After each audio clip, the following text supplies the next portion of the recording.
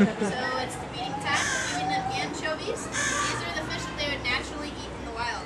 I have a seagull that's going to attempt to steal some of the fish too. Let's see how he does. And we have some day swan.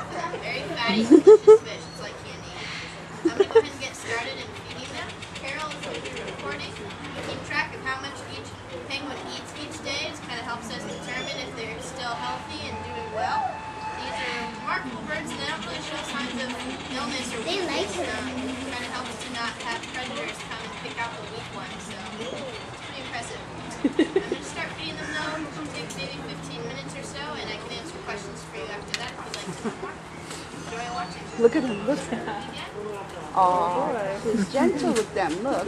Oh, they wait online, look at that. Oh.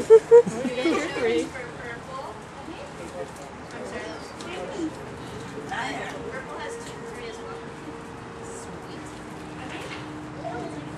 Sweet. Aw.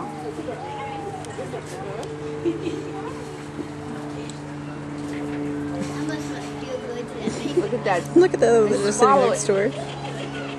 He's like, y'all are idiots trying to get all the fish. She's gonna feed us all. See them, Brianna?